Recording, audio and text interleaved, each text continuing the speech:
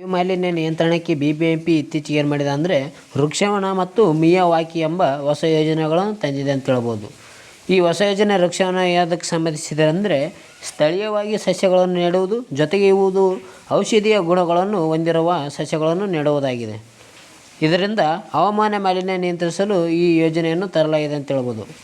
ಈ ವೃಕ್ಷವನ ಮಿಯಾವಾಕಿ ಇದು ಇತ್ತೀಚೆಗೆ ಏನು ಮಾಡಿದೆ ಅಂದರೆ ಬಿಬಿಎಂಪಿ ಹೊಸ ಯೋಜನೆಯನ್ನು ತಂದಿದೆ. ಇದು ಅರಣ್ಯಕ್ಕೆ ಒತ್ತು ನೀಡಲು ಸಂಬಂಧಿಸಿದೆ ಅಂತ ಹೇಳ್ಬೋದು.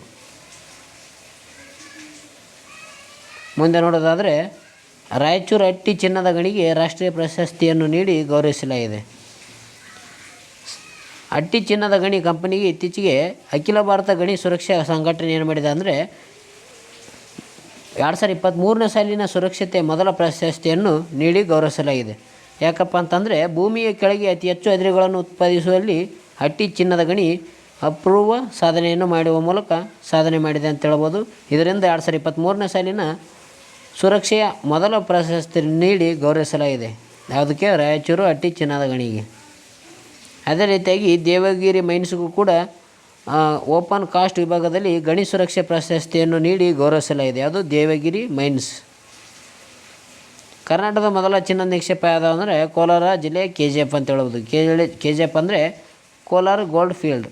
ಇದನ್ನು ಮೊದಲ ಬಾರಿಗೆ ದಿವಾನ್ ಸಿ ರಂಗಾಚಾರ್ಯ ಅವರು ಏನು ಮಾಡ್ತಾರೆ ಅಂದರೆ ಬ್ರಿಟನ್ ಮೂಲದ ಜಾನ್ ಟೇಲರ್ ಕಂಪನಿಯೊಂದಿಗೆ ಸಹಿ ಮಾಡುವ ಮೂಲಕ ಈ ಗಣಿಗಾರಿಕೆಯನ್ನು ಆರಂಭವನ್ನು ಮಾಡ್ತಾರೆ.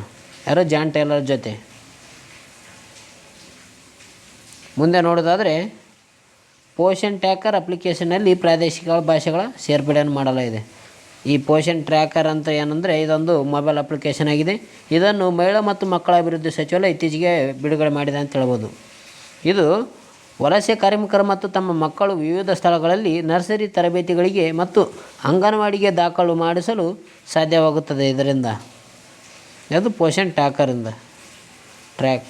ಅದೇ ರೀತಿಯಾಗಿ ಮಿಷನ್ ಪೋಷನ್ 2.0 ಇದು ಯಾವುದಕ್ಕೆ ಸಂಬಂಧಿಸಿದೆ ಅಂದರೆ ಅಂಗನವಾಡಿಯಲ್ಲಿ ಇರುವ ಕಾರ್ಯಕರ್ತರಿಗೆ ಸ್ಮಾರ್ಟ್ಫೋನ್ ಒದಗಿಸುವುದಾಗಿದೆ. ಮಿಷನ್ 2.0. ಈ ಪೋಷಣ ಅಭಿಯಾನ ಉದ್ದೇಶ ಏನಂದರೆ 0 ರಿಂದ 6 ವರ್ಷಗಳ ಒಳಗಿನ ಮಕ್ಕಳ ಬೆಳವಣಿಗೆ ಕುಂಠಿತತೆ ಮತ್ತು ಅಪೌಷ್ಟಿಕತೆಯ ತಡೆಗಟ್ಟುವಿಕೆ ಹಾಗೂ ಹೆಣ್ಣು ಮಕ್ಕಳಲ್ಲಿ ರಕ್ತಹೀನತೆಯ ಪ್ರಮಾಣವನ್ನು ಕಡಿಮೆ ಮಾಡುವುದು ಈ ಪೋಷಣ ಅಭಿಯಾನದ ಗುರಿಯಾಗಿದೆ ಅಂತ ಹೇಳ್ಬೋದು. ಇದನ್ನು 2018 ಮಾರ್ಚ್ 8ರಂದು ರಾಜಸ್ಥಾನದ ಜುಂಜುರು ಜಿಲ್ಲೆಯಲ್ಲಿ ಪ್ರಧಾನಿ ಮೋದಿಯವರು ಇದನ್ನು ಬಿಡುಗಡೆ ಮಾಡುತ್ತಾರೆ, ಚಾಲನೆ ನೀಡುತ್ತಾರೆ. ಇಲ್ಲಿ ರಾಜಸ್ಥಾನದ ಜುಂಜುರು 2018 ಮಾರ್ಚ್ 8ನೇ ತಾರೀಕು. ಅದೇ ರೀತಿಯಾಗಿ ಸಕ್ಷಮ ಅಂಗನವಾಡಿಯ ಪೋಷಣ್ ಬಿ ಪಡೈ ಬಿ ಕಾರ್ಯಕ್ರಮವನ್ನು ಮಾಡಲಾಗಿದೆ. ಅಂದರೆ 6 ವರ್ಷಕ್ಕಿಂತ ಕಡಿಮೆ ವಯಸ್ಸಿನಲ್ಲಿರುತ್ತಾರಲ್ಲ ಅಂಥ ಮಕ್ಕಳಿಗೆ ಶಿಕ್ಷಣ ನೀಡೋದಾಗಿರ್ಬೋದು, ಪೋಷಣೆ ಮತ್ತು ಸೇವೆ ಒದಗಿಸಲು ಈ ಕಾರ್ಯಕರ್ತರಿಗೆ ಕೌಶಲ್ಯವನ್ನು ಹೆಚ್ಚಿಸಲು ಈ ಪೋಷಣ್ ಬಿ ಪಡೈ ಬಿ ಎಂಬ ಕಾರ್ಯಕ್ರಮವನ್ನು ಆರಂಭಿಸಲಾಗಿದೆ ಅಂತ ಹೇಳ್ಬೋದು. ಅಂಗನವಾಡಿ ಕಾರ್ಯಕರ್ತೆಗೆ ಈ ಪೋಷಣ್ ಬಿ ಪಡೈ ಬಿ ಎಂಬ ಕಾರ್ಯಕ್ರಮವನ್ನು ಆಯೋಜನೆ ಮಾಡಲಾಗಿದೆ. ಮಕ್ಕಳಲ್ಲಿ ಆರೈಕೆ ಮತ್ತು ಪೋಷಣೆಯನ್ನು ಸಾಮರ್ಥ್ಯವನ್ನು ಹೆಚ್ಚಿಸಲು. ಮುಂದೆ ನೋಡೋದಾದರೆ 2024-25ನೇ ಸಾಲಿನ ಏಷ್ಯಾ ವಿಪತ್ತು ಸಿದ್ಧತಾ ಕೇಂದ್ರದ ಅಧ್ಯಕ್ಷತೆಯ ಭಾರತ ವಹಿಸಿದೆ ಅಂತ ಹೇಳ್ಬೋದು. ಇತ್ತೀಚೆಗೆ ಏನಾಯ್ತು ಅಂದರೆ ಥೈಲ್ಯಾಂಡ್ನ ಬ್ಯಾಂಕಾಕ್ನಲ್ಲಿ ಏಷ್ಯಾ ವಿಪತ್ತು ಸಿದ್ಧತಾ ಸೆಂಟರ್ನ 5ನೇ ಬೋರ್ಡ್ ಆಫ್ ಟ್ರಸ್ಟಿಯ ಸಭೆಯನ್ನು ಅಧ್ಯಕ್ಷತೆಯನ್ನು ಭಾರತ ವಹಿಸಿಕೊಂಡಿತ್ತು. ಇಲ್ಲಿ ಭಾರತ ವಹಿಸಿತ್ತು. ಅದೇ ರೀತಿಯಾಗಿ 2024-25ನೇ ಸಾಲಿನ ಏಷ್ಯಾ ವಿಪತ್ತು ಸಿದ್ಧತಾ ಕೇಂದ್ರದ ಅಧ್ಯಕ್ಷತೆಯನ್ನು ಚೀನಾ ದೇಶದಿಂದ ಬ್ಯಾಂಕಾಕ್ನಲ್ಲಿ ಪಡೆದುಕೊಂಡಿತ್ತು ಅಂತ ಹೇಳ್ಬೋದು. ಅದು ನಮ್ಮ ಭಾರತ ಇತ್ತೀಚೆಗೆ ಏಷ್ಯಾ ವಿಪತ್ತು ಸಿದ್ಧತಾ ಕೇಂದ್ರದ ಅಧ್ಯಕ್ಷತೆಯನ್ನು ವಹಿಸಿಕೊಂಡಿದೆ. ಇಷ್ಟು ಗೊತ್ತಿದ್ದರೆ ಸಾಕು. ಇದು ಏಷ್ಯಾ ವಿಪತ್ತು ಸಿದ್ಧತಾ ಕೇಂದ್ರ ಏನಪ್ಪ ಅಂತಂದರೆ ಏಷ್ಯಾ ಮತ್ತು ಪೆಸಿಫಿಕ್ ಪ್ರದೇಶದಲ್ಲಿ ವಿಪತ್ತು ಅಪಾಯ ಕಡಿಮೆ ಮಾಡಲು ಮತ್ತು ಹವಾಮಾನ ಸ್ಥಿತಿಸ್ಥಾಪಕತ್ವವನ್ನು ನಿರ್ಮಿಸುವಲ್ಲಿ ಸಹಕಾರ ಮಾಡುವ ಒಂದು ಸಂಘಟನೆಯಾಗಿದೆ ಅಂತ ಹೇಳ್ಬೋದು. ಇದರ ಕೇಂದ್ರ ಕಚೇರಿ ಇರುವುದು ಥೈಲ್ಯಾಂಡ್ ದೇಶದ ಬ್ಯಾಂಕಾಕ್ನಲ್ಲಿ ಇದರ ಕೇಂದ್ರ ಕಚೇರಿಯನ್ನು ಒಳಗೊಂಡಿದೆ. ಇದು ಒಟ್ಟು 9 ರಾಷ್ಟ್ರಗಳನ್ನು ಒಳಗೊಂಡಿದೆ. ಯಾವುದು?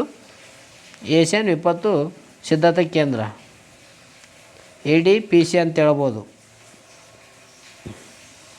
ಮುಂದೆ ನೋಡೋದಾದರೆ ಪ್ರಧಾನಮಂತ್ರಿ ನರೇಂದ್ರ ಮೋದಿ ನೇತೃತ್ವದಲ್ಲಿ ನೀತಿ ಆಯೋಗದ 9ನೇ ಆಡಳಿತ ಮಂಡಳಿಯ ಸಭೆಯನ್ನು ನಡೆಸಲಾಗಿದೆ.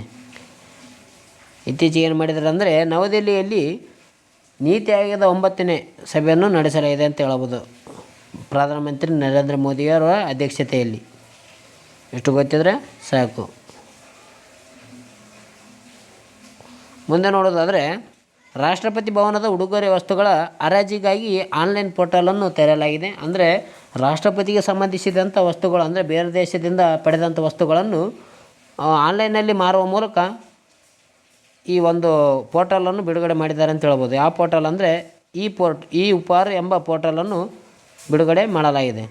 ಇದರಿಂದ ಈ ಪೋರ್ಟಲ್ ಉಪಹಾರದಿಂದ ಬಂದಿರುವಂಥ ಹಣವನ್ನು ಅಗತ್ಯವಾಗಿರೋ ಮಕ್ಕಳಿಗೆ ನೀಡಲು ಉದ್ದೇಶಿಸಲಾಗಿದೆ ಅಂತ ಹೇಳ್ಬೋದು. ಈ ಉಪಹಾರ ಪೋರ್ಟಲ್ ಯಾವುದಕ್ಕೆ ಸಂಬಂಧಿಸಿದೆ ಅಂದರೆ ರಾಷ್ಟ್ರಪತಿ ಉಡುಗೊರೆ ಹರಾಜಿಗಾಗಿ ಆನ್ಲೈನ್ ಪೋರ್ಟಲ್ ಆಗಿದೆ ಅಂತ ಹೇಳ್ಬೋದು ನಾವು. ಈ ಪೋರ್ಟಲ್ಲು ರಾಷ್ಟ್ರಪತಿ ಉಡುಗೊರೆಗೆ. ಮುಂದೆ ನೋಡೋದಾದರೆ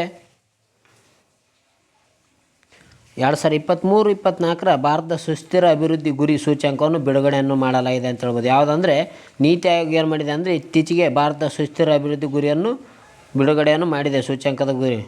ಇದರಲ್ಲಿ ಏನು ಮಾಡಿದೆ ಅಂದರೆ ನೀತಿ ಆಯೋಗದ ಉಪಾಧ್ಯಕ್ಷರಾಗಿರುವ ಸುಮನ್ ಕೆ ಬೇರಿ ಮತ್ತು ನೀತಿ ಆಯೋಗದ CEO ಆಗಿರುವ BV ಸುಬ್ರಹ್ಮಣ್ಯರವರು ಇದರಲ್ಲಿ ಭಾಗವಹಿಸಿದರು.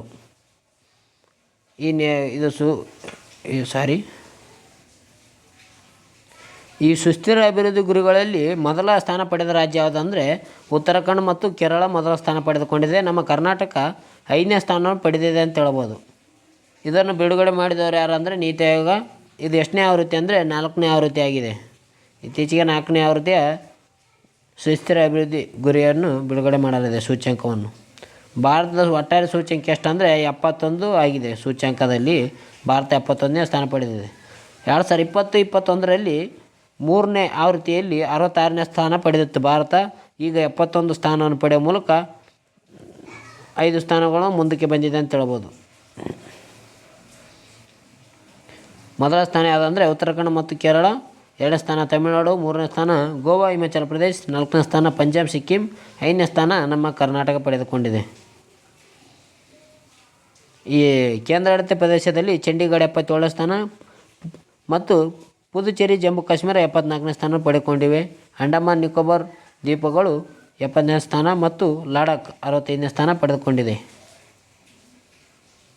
ಮುಂದೆ ನೋಡೋದಾದರೆ ಇತ್ತೀಚೆಗೆ ಕೇಂದ್ರದ ಬಜೆಟನ್ನು 2024-25ರ ಬಜೆಟನ್ನು ಬಿಡುಗಡೆ ಮಾಡಲಾಗಿದೆ ಅಂತ ಹೇಳ್ಬೋದು. ಇದನ್ನು ಕೇಂದ್ರದ ವಿತ್ತ ಸಚಿವ ಆಗಿರುವ ನಿರ್ಮಲಾ ಸೀತಾರಾಮನ್ರವರು ಬಿಡುಗಡೆಯನ್ನು ಮಾಡಿದ್ದಾರೆ. ಇದರ ಡೇಟ್ ಯಾವಾಗ ಅಂದರೆ ಜುಲೈ 23, 2024ರಲ್ಲಿ. ಈ ಬಜೆಟ್ನ ಒಟ್ಟು ಅಮೌಂಟ್ನ ಗಾತ್ರ ಎಷ್ಟಂದ್ರೆ 48.21 ಲಕ್ಷ ಕೋಟಿ ರೂಪಾಯಿಗಳು ಆಗಿದೆ.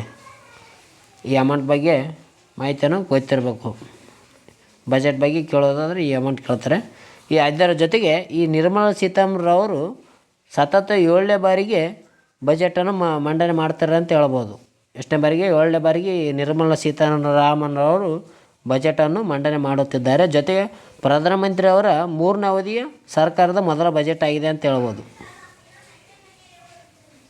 ಇದರಲ್ಲಿ ಈ ಬಜೆಟ್ನಲ್ಲಿ ದೇಶದ 4 ಸ್ತಂಭಗಳಲ್ಲಿ ಆಗಿರುವ ಮಹಿಳೆಯರು, ಬಡವರು ಮತ್ತು ಯುವಕರು, ರೈತರನ್ನು ಕೇಂದ್ರೀಕರಿಸಿಕೊಂಡು ರೂಪಿಸಲಾಗಿದೆ. ಈ ಬಜೆಟನ್ನು ಯಾರಿಗೆ? ಮಹಿಳೆಯರಿಗೆ, ಬಡವರಿಗೆ ಮತ್ತು ಯುವಕರಿಗೆ, ರೈತರಿಗೆ ಸೇರಿಕೊಂಡು ಈ ಬಜೆಟನ್ನು ಪ್ರಸ್ತಾಪಿಸಲಾಗಿದೆ ಅಂತ ಹೇಳ್ಬೋದು. ಅದೇ ರೀತಿಯಾಗಿ ಬಜೆಟ್ನ ಅಧಿವೇಶನದಲ್ಲಿ ಭಾಗವಹಿಸಿದ ವಿದೇಶಿ ಅತಿಥಿಗಳು ಯಾರಂದರೆ ತಾಂಜಾನಿಯಾದ ನ್ಯಾಷನಲ್ ಅಸೆಂಬ್ಲಿಯ ಸಭಾಪತಿಯಾಗಿರುವ ಟೋಲಿಯಾ ಅಕ್ಸನ್ ಇವರು ಬಜೆಟನ್ನು ಅನ್ವೇಷಣೆಯಲ್ಲಿ ಭಾಗವಹಿಸಿದರು. ಸಮಾವೇಶದಲ್ಲಿ ಯಾರು? ಟೋಲಿಯಾ ಅಕ್ಸನ್. ಇವರು ತಾಂಜಾನಿಯಾ ದೇಶದವರು ಅಂತ ಹೇಳ್ಬೋದು. ಪ್ರಮುಖ ಮಾರ್ಕ್ಗಳ ಬಗ್ಗೆ ಕೊಟ್ಟಿದ್ದಾರೆ ಇಲ್ಲಿ. ಆಗ್ ಮಾರ್ಕ್ ಅಂದರೆ ಕೃಷಿ ಉತ್ಪನ್ನ, ISI ಮಾರ್ಕ್ ಅಂದರೆ ಕೈಗಾರಿಕಾ ಉತ್ಪನ್ನ, ಆಲ್ ಮಾರ್ಕ್ ಅಂದರೆ ಚಿನ್ನ ಉತ್ಪನ್ನ, ಎಕೋ ಮಾರ್ಕ್ ಅಂದರೆ ಪರಿಸರ ಸ್ನೇಹಿ ಉತ್ಪನ್ನ ಆಗಿರ್ಬೋದು, FPO ಇದು ಸಂಸ್ಕರಿಸಿದ ಹಣ್ಣು ಉತ್ಪನ್ನಕ್ಕೆ ಸಂಬಂಧಿಸಿದೆ, ರೆಡ್ ಮಾರ್ಕ್ ಮಾಂಸಗಳಿಗೆ ಸಂಬಂಧಿಸಿದೆ, ಗ್ರೀನ್ ಮಾರ್ಕ್ ಸಸ್ಯಾಹಾರಿಗೆ ಸಂಬಂಧಿಸಿದೆ ಅಂತ ಹೇಳ್ಬೋದು. ಮುಂದೆ ನೋಡೋದಾದರೆ ಸುಪ್ರೀಂ ಕೋರ್ಟ್ನಲ್ಲಿ ಚೊಚ್ಚಲ ವಿಶೇಷ ಲೋಕ ಅದಾಲತನ್ನು ಮಾಡಲಾಗಿದೆ ಅಂತ ಹೇಳ್ಬೋದು. ಸುಪ್ರೀಂ ಕೋರ್ಟ್ನ ತನ್ನ 75ನೇ ವರ್ಷಾಚರಣೆ ಅಮೃತ್ ಮಹೋತ್ಸವದ ಅಂಗವಾಗಿ ಇತ್ತೀಚೆಗೆ ವಿಶೇಷ ಲೋಕ ಅದಾಲತನ್ನು ಆಯೋಜನೆ ಮಾಡಲಾಯಿತು. ಇದೇನೆಂದರೆ ಬಾಕಿ ಇರುವ ನ್ಯಾಯವನ್ನು ಒದಗಿಸಲು ಇದನ್ನು ಯೋಜನೆಯನ್ನು ಮಾಡಲಾಗಿದೆ. ಇದರ ಉದ್ದೇಶ ಏನಂದರೆ ಹಿಂದೆ ಬಿದ್ದಿರುವ ಅಥವಾ ಬಾಕಿ ಇರುವ ಪ್ರಕರಣಗಳನ್ನು ಹೊರತೆಗೆದುಗೆಸಿಂದ ಅವರಿಗೆ ಉತ್ತಮವಾದ ನ್ಯಾಯ ಒದಗಿಸುವುದಾಗಿದೆ. ಕಡಿಮೆ ಸಮಯದಲ್ಲಿ ಉತ್ತಮವಾದ ಅತ್ಯಲ್ಪ ಸಮಯದಲ್ಲಿ ನ್ಯಾಯ ಒದಗಿಸುವ ಬದ್ಧತೆಯನ್ನು ಇದು ಭಾಗವಾಗಿದೆ ಅಂತ ಹೇಳ್ಬೋದು. ಕಡಿಮೆ ಸಮಯದಲ್ಲಿ ನ್ಯಾಯ ಒದಗಿಸಲು ಈ ಲೋಕ್ ಅದಾಲತ್ ಎಂಬ ಸುಪ್ರೀಂ ಕೋರ್ಟ್ನ ಚೊಚ್ಚಲ ಯೋಜನೆ ಆಗಿದೆ ಅಂತ ಹೇಳ್ಬೋದು. ಆ ಯೋಜನೆ ಲೋಕ್ ಅದಾಲತ್ ಬಗ್ಗೆ ಕಡಿಮೆ ಸಮಯದಲ್ಲಿ ನ್ಯಾಯ ಕೊಡುವುದಾಗಿದೆ. ಈ ಲೋಕ್ ಅದಾಲತ್ ಏನಂದರೆ ರಾಷ್ಟ್ರೀಯ ಕಾನೂನು ಸೇವಾ ಪ್ರಾಧಿಕಾರ ಕಾಯ್ದೆ 1987 ಅನ್ವಯ ಈ ಲೋಕ್ ಅದಾಲತನ್ನು ಸ್ಥಾಪನೆಯನ್ನು ಮಾಡಲಾಗುತ್ತದೆ. ಇದು 1987 ಕಾಯ್ದೆಯನ್ನು 1996 ತಿದ್ದುಪಡಿ ಮಾಡಿ ತಾಲೂಕು, ಜಿಲ್ಲಾ, ರಾಜ್ಯ ಮತ್ತು ರಾಷ್ಟ್ರ ಮಟ್ಟದಲ್ಲಿ ಲೋಕ್ ಅದಾಲತನ್ನು ಸ್ಥಾಪಿಸಲು ಅವಕಾಶ ಕಲ್ಪಿಸಲಾಗಿತ್ತು. ಯಾವಾಗ 1987 ಹಿಡಿದು 1996 ಇದು ತಾಲೂಕು ಆಗಿರ್ಬೋದು, ಜಿಲ್ಲೆ ಆಗಿರ್ಬೋದು, ರಾಜ್ಯಗಳನ್ನು ಒಳಗೊಂಡಂತೆ ರಾಷ್ಟ್ರದಲ್ಲಿ ಈ ಲೋಕ್ ಅದಾಲತನ್ನು ಸ್ಥಾಪನೆಯನ್ನು ಮಾಡ್ತಾರೆ. ಎಲ್ಲೆಲ್ಲಿ ಅಂದ್ರೆ ತಾಲೂಕು ಮತ್ತು ಜಿಲ್ಲೆ, ರಾಜ್ಯದಲ್ಲಿ. ಮುಂದೆ ನೋಡೋದಾದರೆ ಆರ್ಥಿಕ ಸಮೀಕ್ಷೆ 2023-24 ಮಾಡಲಾಗಿದೆ. ಇದನ್ನು ಲೋಕಸಭೆಯಲ್ಲಿ ಮಂಡಿಸೋರು ಯಾರಂದರೆ ನಿರ್ಮಲಾ ಸೀತಾರಾಮನ್, ವಿತ್ತ ಸಚಿವರು ಅವರು. ಈ ಆರ್ಥಿಕ ಸಮೀಕ್ಷೆಯನ್ನು ಪ್ರಕಟಿಸೋರು ಯಾರಂದರೆ ಕೇಂದ್ರ ಹಣಕಾಸು ಸಚಿವಾಲಯ ಇದನ್ನು ಪ್ರಕಟಣೆ ಮಾಡುತ್ತದೆ. ಈ ಆರ್ಥಿಕ ಸಮೀಕ್ಷೆ ಸಿದ್ಧಪಡಿಸುವವರು ಯಾರಂದರೆ ಮುಖ್ಯ ಆರ್ಥಿಕ ಸಲಹೆಗಾರರು. ಈಗ ಪ್ರಸ್ತುತ ವಿ ಅನಂತ್ ನಾಗೇಶ್ವರ ಅವರು ಈ ಮುಖ್ಯ ಆರ್ಥಿಕ ಸಲಹೆಗಾರ ಆಗಿದ್ದಾರೆ ಅಂತ ಹೇಳ್ಬೋದು. ಇದನ್ನು 2024 ಜುಲೈ 22 ಮಂಡನೆ ಮಾಡಲಾಗಿತ್ತು. ಇದನ್ನು 1950 ಮತ್ತು 51 ಆರ್ಥಿಕ ವರ್ಷದಿಂದ ಪ್ರತಿ ವರ್ಷ ಆರ್ಥಿಕ ಸಮೀಕ್ಷೆಯನ್ನು ಕೇಂದ್ರ ಹಣಕಾಸು ಸಚಿವಾಲಯವು ಪ್ರಕಟಿಸ್ತಾ ಬಂದಿದೆ. 1950 ಹಿಡಿದುಗೆಸಿಂದ 51ರಿಂದ ಈ ಕೇಂದ್ರ ಹಣಕಾಸು ಸಚಿವಾಲಯ ಏನು ಮಾಡ್ತದೆ ಅಂದರೆ ಈ ಆರ್ಥಿಕ ಸಮೀಕ್ಷೆಯನ್ನು ಮಾಡ್ತದೆ. ಈಗ ಮುಖ್ಯ ಆರ್ಥಿಕ ಸಲಹೆಗಾರ ಯಾರಿದ್ದಾರೆ ಅಂದರೆ ವಿ ಅನಂತ್ ನಾಗೇಶ್ವರ್ ಅವರು. ಯಾರು? ವಿ ಅನಂತ್ ನಾಗೇಶ್ವರ್ ಮುಖ್ಯ ಆರ್ಥಿಕ ಸಲಹೆಗಾರರು. ಆರ್ಥಿಕ ಸಮೀಕ್ಷೆಯ ಮುಖ್ಯ ಅಂಶಗಳು ಕೊಟ್ಟಿದ್ದಾರೆ. ಇದು ಅಂದರೆ ಭಾರತದ 3 ಆರ್ಥಿಕ ವಲಯಗಳಾದ ಪ್ರಾಥಮಿಕ, ದ್ವಿತೀಯ ಮತ್ತು ತೃತೀಯ ವಲಯಗಳಲ್ಲಿನ ಸಾಧನೆಗಳನ್ನು ಇದು ಪ್ರಕಟಿಸಿದೆ ಅಂತ ಹೇಳ್ಬೋದು. ಇದರಲ್ಲಿ ಒಟ್ಟು 13 ರೀತಿಯಲ್ಲಿ ಇವು ಒಳಗೊಂಡಿದೆ, ಅಧ್ಯಾಯಗಳನ್ನು ಇದು ಒಳಗೊಂಡಿದೆ ಅಂತ ಹೇಳ್ಬೋದು. ಆರ್ಥಿಕತೆ ಸ್ಥಿತಿ, ವಿತ್ತೀಯ ನಿರ್ವಹಣೆ, ಅದೇ ರೀತಿಯಾಗಿ ಸೇವೆಗಳು, ಮೂಲಸೌಕರ್ಯ, ಹವಾಮಾನ ಮತ್ತು ಬದಲಾವಣೆ ಮತ್ತು ಭಾರತ ಅನ್ಬೋದು ಈ ಆರ್ಥಿಕ ಸಮೀಕ್ಷೆಯ 13 ಅಧ್ಯಾಯಗಳು ಒಳಗೊಂಡಿದೆ. ಇದು 13ನೇ ಅಧ್ಯಾಯ ಆಗಿದೆ ಅಂತ ಹೇಳ್ಬೋದು. ಮುಂದೆ ನೋಡೋದಾದರೆ ಭಾರತದ 33ನೇ ಸಂಪುಟ ಕಾರ್ಯದರ್ಶಿಯಾಗಿ ಹಿರಿಯ IAS ಅಧಿಕಾರಿಯಾಗಿರುವ TV ಸೋಮನಾಥನ್ರವರು ನೇಮಕವಾಗಿದ್ದಾರೆ ಅಂತ ಹೇಳ್ಬೋದು. ಇತ್ತೀಚೆಗೆ ಏನಾದಂದರೆ 33ನೇ ಸಂಪುಟ ಕಾರ್ಯದರ್ಶಿ ಈಗ ರಾಜೀವ್ ಗೌಬಾ ಅವರಿದ್ದರು. ಈ 32ನೇ ಸಂಪುಟ ಕಾರ್ಯದರ್ಶಿಯಾಗಿ ರಾಜೀವ್ ಗೌಬಾ ಅವರಿದ್ದರು. ಅವರು ನಿವೃತ್ತಿ ಆದ ಹಿನ್ನೆಲೆಯಲ್ಲಿ 33ನೇ ಕಾರ್ಯದರ್ಶಿಯಾಗಿ ಇತ್ತೀಚೆಗೆ TV ಸೋಮನಾಥ್ ಅವರು ನೇಮಕವಾಗಿದ್ದಾರೆ ಅಂತ ಹೇಳ್ಬೋದು. ಈ ಕಾರ್ಯದರ್ಶಿ ಬಗ್ಗೆ ನೋಡೋದಾದರೆ ಇದು IAS ಅಧಿಕಾರಿಗಳಲ್ಲಿ ಹಿರಿಯ ಅಧಿಕಾರಿ ಹುದ್ದೆಯಾಗಿದೆ ಅಂತ ಹೇಳ್ಬೋದು. ಈ ಹುದ್ದೆಯನ್ನು 1950 ಫೆಬ್ರವರಿ 6 ಆರಂಭವನ್ನು ಮಾಡ್ತಾರೆ. ಮೊದಲ ಸಂಪುಟ ಕಾರ್ಯದರ್ಶಿಯಾಗಿ R ಪಿಳ್ಳೆಯರವರು ಕಾರ್ಯನಿರ್ವಹಿಸಿದ್ದಾರೆ ಅಂತ ಹೇಳ್ಬೋದು. ಮೊದಲ ಬಾರಿಗೆ ಕಾರ್ಯನಿರ್ವಹಿಸಿದ ಕಾರ್ಯದರ್ಶಿ ಯಾರಂದರೆ R ಪಿಳ್ಳೆಯರವರು, NR ಪಿಳ್ಳೆಯರವರು 1950 ಫೆಬ್ರವರಿ 6. ಇದು ಭಾರತದ ಆರ್ಡರ್ ಆಫ್ ಪ್ರೆಸಿಡೆನ್ಸಿಯಲ್ಲಿ 11ನೇ ಸ್ಥಾನವನ್ನು ಪಡೆದುಕೊಂಡಿದೆ. ಯಾವುದು? ಈ ಸಂಪುಟ ಕಾರ್ಯದರ್ಶಿ 33ನೇ ಸಂಪುಟ ಕಾರ್ಯದರ್ಶಿ ಯಾರಂದರೆ TV ಸೋಮನಾಥ್. 32ರದ್ದು ಯಾರಂದರೆ ರಾಜೀವ್ ಗೌಬಾ. ಮುಂದೆ ನೋಡೋದಾದರೆ 10ನೇ ರಾಷ್ಟ್ರೀಯ ಕೈಮಗ್ಗ ದಿನಾಚರಣೆ ಆಗಸ್ಟ್ 7 ಆಚರಣೆ ಮಾಡಲಾಗಿದೆ. ಇತ್ತೀಚೆಗೆ ಏನಂದರೆ ಆಗಸ್ಟ್ 7 ಈ 10ನೇ ರಾಷ್ಟ್ರೀಯ ಕೈಮಗ್ಗ ದಿನಾಚರಣೆಯನ್ನು ಮಾಡಲಾಗಿದೆ ಅಂತ ಹೇಳ್ಬೋದು. ಜೊತೆಗೆ ರಾಷ್ಟ್ರೀಯ ಕೈಮಗ್ಗದ ಜನರಿಗೆ ಪ್ರಶಸ್ತಿಯನ್ನು ನೀಡಿ ಗೌರವಿಸಲಾಗಿದೆ. ಇದನ್ನು 2015ರಿಂದ ಪ್ರತಿ ವರ್ಷ ಆಗಸ್ಟ್ 7 ಆಚರಣೆ ಮಾಡ್ತಾರೆ. ಯಾಕಪ್ಪ ಅಂತಂದರೆ 1905 ಆಗಸ್ಟ್ 7 ಸ್ವದೇಶಿ ಬಹಿಷ್ಕಾರ ನಡೆಯುತ್ತದೆ. ಆ ಸ್ವದೇಶಿ ಬಹಿಷ್ಕಾರ ಸ್ಮರಣಾರ್ಥವಾಗಿ ಈ ಆಗಸ್ಟ್ 7 ರಾಷ್ಟ್ರೀಯ ಕೈಮಗ್ಗ ದಿನಾಚರಣೆಯನ್ನು ಮಾಡುತ್ತಾರೆ. ಕೈಮಗ್ಗದ ಕಾರ್ಮಿಕರನ್ನು ಉತ್ತೇಜಿಸುವುದು ಇದರ ಮುಖ್ಯ ಉದ್ದೇಶವಾಗಿದೆ. ಮುಂದೆ ನೋಡೋದಾದರೆ ಟೊಮೆಟೊದ ನೂತನ ಪ್ರಭೇದಗಳಾದ ಆರ್ಕ ರಕ್ಷಕ್ ಮತ್ತು ಆರ್ಕ ಅಭೇದ್ ತಳಿಯನ್ನು ಅಭಿವೃದ್ಧಿಪಡಿಸಿದೆ ಅಂತ ಹೇಳ್ಬೋದು. ಯಾವುದು? ಭಾರತೀಯ ತೋಟಗಾರಿಕೆ ಸಂಶೋಧನಾ ಸಂಸ್ಥೆ ಇತ್ತೀಚೆಗೆ ಏನು ಮಾಡಿದೆ ಅಂದರೆ ಟೊಮೆಟೊ ರೇಟ್ ಹೆಚ್ಚಿಗಾದ್ದರಿಂದ ಈ ಹೈಬ್ರಿಡ್ ತಳಿಗಳನ್ನು ಆಗಿರುವ ಆರ್ಕಾ ಕ್ರಕ್ಷಕ್, ಆರ್ಕಾ ಅಬೇದ್ ಎಂಬ ತಳಿಗಳನ್ನು ಅಭಿವೃದ್ಧಿಪಡಿಸಿದೆ. ಎಷ್ಟು ಗೊತ್ತಿದ್ರೆ ಸಾಕು. ಇಲ್ಲಿ ಪ್ರಮುಖ ಅಂಶಗಳು ನೋಡೋದಾದರೆ ಮೂಳೆಗಳ ಬಗ್ಗೆ ಅಧ್ಯಯನ ಓಸ್ಟಿಯಾಲಜಿ ಅನ್ನೋರು. ಮಾನವನ ದೇಹದ ಅತಿ ದೊಡ್ಡ ಮೂಳೆಗಳು ಯಾವುದಂದರೆ ಫೀಮರ್ ಇದೆ. ನಂತರ ಟಿಬಿಯಾ ಬರುತ್ತೆ, ಮೂರನೇದಾಗಿ ಪಿಬಿಯಾ, ನಾಲ್ಕನೇದು ಹ್ಯಾಮರ್, ಐದನೇದು ಅಲ್ನಾ, ಆರನೇದು ರೇಡಿಯಸ್. ಇವುಗಳು ಮಾನವನ ಅತಿ ದೊಡ್ಡ ಮೂಳೆಗಳು ಕ್ರಮವಾಗಿದ್ದಾವೆ. ಮುಂದೆ ನೋಡೋದಾದರೆ ಶರಾವತಿ ಪಂಪ್ ಸ್ಟೋರೇಜ್ ಯೋಜನೆಗೆ ಕೇಂದ್ರ ಒಪ್ಪಿಗೆ ನೀಡಿದೆ. ಅಂದರೆ ಪಂಪ್ಡ್ ಸ್ಟೋರೇಜ್ ಯೋಜನೆಗೆ ಕೇಂದ್ರ ಸರ್ಕಾರ ಇತ್ತೀಚೆಗೆ ಒಪ್ಪಿಗೆಯನ್ನು ನೀಡಿದೆ. ಇದು ದೇಶದ ಅತಿ ದೊಡ್ಡ ಪಂಪ್ಡ್ ಸ್ಟೋರೇಜ್ ಯೋಜನೆಯಾಗಲಿದೆ ಎಂದು ಹೇಳಲಾಗಿದೆ. ಏನಿದೆ ಪಂಪ್ ಸ್ಟೋರೇಜ್ ಅಂದ್ರೆ ಈಗ ವಿದ್ಯುತ್ ಉತ್ಪಾದನೆ ಬಳಸಿದ ನೀರನ್ನು ಮತ್ತೆ ಪಂಪ್ಡ್ ಮಾಡುವ ಮೂಲಕ ಮರುಬಳಕೆ ಮಾಡುವುದು ಇದರ ಉದ್ದೇಶ ಇದೆ. ಅಂದರೆ ಒಂದು ನದಿಯಲ್ಲಿ ವಿದ್ಯುತ್ ಬಳಕೆಯನ್ನು ಮಾಡಿರ್ತೀವಿ, ಇಲ್ಲಿ ನದಿ ಹತ್ರ ಈ ಬಳಕೆ ಮಾಡಿದಂಥ ನೀರು ಮುಂದೆ ಹೋಗಿರ್ತದಲ್ಲ, ಅದನ್ನೇ ಮತ್ತೆ ವಾಪಸ್ ಪುನಃ ಪಂಪ್ ಮಾಡೋ ಮೂಲಕ ಹಿಂದಕ್ಕೆ ತಳ್ಳಿಗೆಸಿಂದ ಮತ್ತೆ ವಿದ್ಯುತ್ತನ್ನು ಉತ್ಪಾದಿಸುವುದು ಇದರ ಮುಖ್ಯ ಉದ್ದೇಶ ಆಗಿದೆ ಅಂತ ಹೇಳ್ಬೋದು. ಇದು 250 ಮೆಗಾವ್ಯಾಟ್ ಸಾಮರ್ಥ್ಯದ 2 ಜಲವಿದ್ಯುತ್ ಉತ್ಪಾದಿಸುವ ಘಟಕಗಳಲ್ಲಿ ಬಳಸುವ ಯೋಜನೆಯಾಗಿದೆ. ಇದರಿಂದ ಒಟ್ಟು 2000 ಮೆಗಾವ್ಯಾಟ್ ಉತ್ಪಾದನೆ ಯೋಜನೆಗೆ ಮುಖ್ಯ ಉದ್ದೇಶವಿದೆ. ಅಂದರೆ ಇದರಿಂದ ಒಟ್ಟು 2000 ಮೆಗಾವ್ಯಾಟ್ ಉತ್ಪಾದಿಸಲು ಇದರ ಯೋಜನೆಯನ್ನು ಮಾಡಿಕೊಂಡಿದೆ.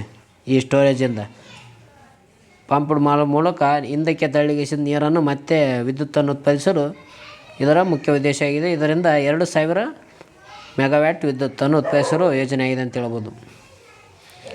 ಇದನ್ನು ಎಲ್ಲಿ ಮಾಡಬೇಕಂತ ಯೋಜನೆ ಮಾಡಲಾಗಿದೆ ಅಂದರೆ ಶರಾವತಿ ವನ್ಯಜೀವಿ ಧಾಮದ ವ್ಯಾಪ್ತಿಯಲ್ಲಿ ಇದನ್ನು ಯೋಜನೆ ಮಾಡಲಾಗಿದೆ ಮಾಡಲು. ಮುಂದೆ ನೋಡೋದಾದರೆ ಮಂಡ್ಯದಲ್ಲಿ ಲಿಥಿಯಂ ನಿಕ್ಷೇಪ ಪತ್ತೆಯಾಗಿದೆ ಅಂತ ಹೇಳ್ಬೋದು. ಇಲ್ಲಿ ಮಂಡ್ಯದಲ್ಲಿ. ಅದೇ ರೀತಿಯಾಗಿ ದೇಶದ ಮೊದಲ ದೊಡ್ಡ ಲಿಥಿಯಂ ನಿಕ್ಷೇಪ ಎಲ್ಲಿ ಪತ್ತೆಯಾಗಿದೆ ಅಂದರೆ ಜಮ್ಮು ಕಾಶ್ಮೀರದ ರಿಯಾಸಿ ಜಿಲ್ಲೆಯಲ್ಲಿ ಪತ್ತೆಯಾಗಿದೆ.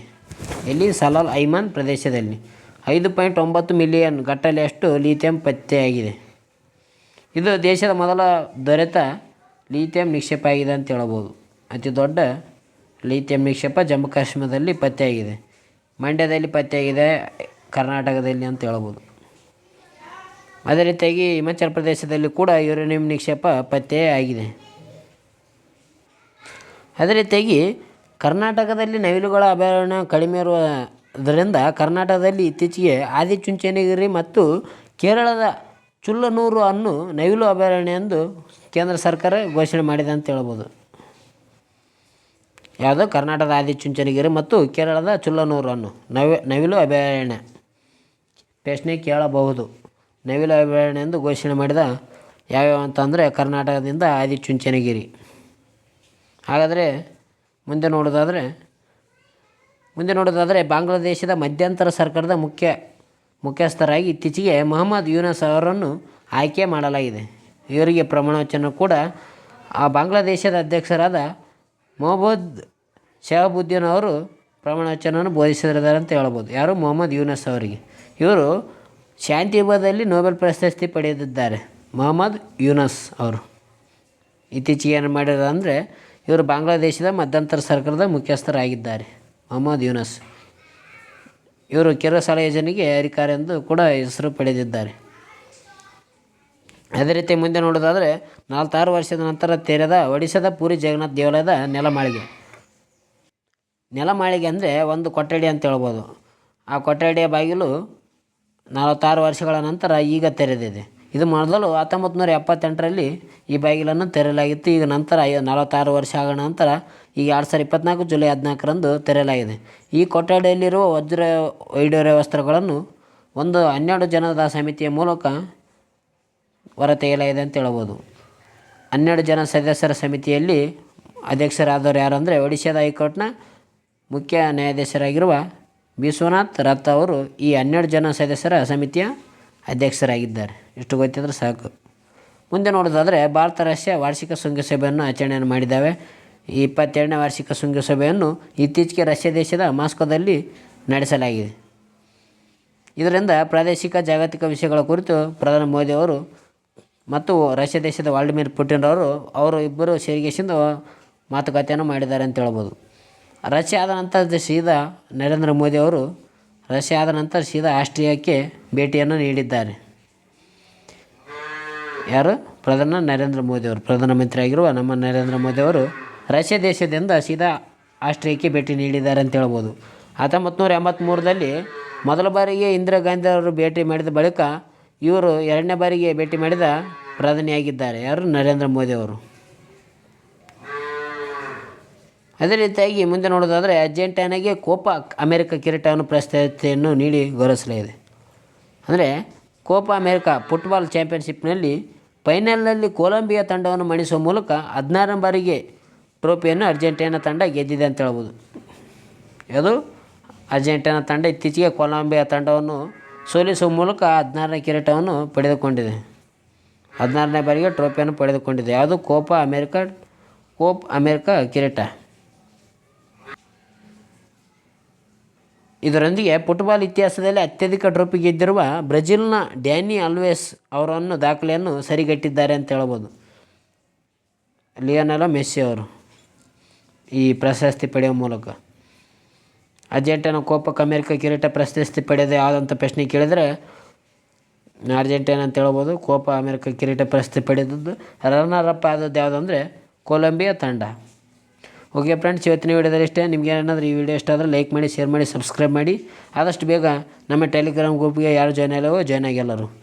ಓಕೆ, ಎಲ್ಲರಿಗೂ ಬಾಯ್ ಫ್ರೆಂಡ್ಸ್, ಟೇಕ್ ಕೇರ್.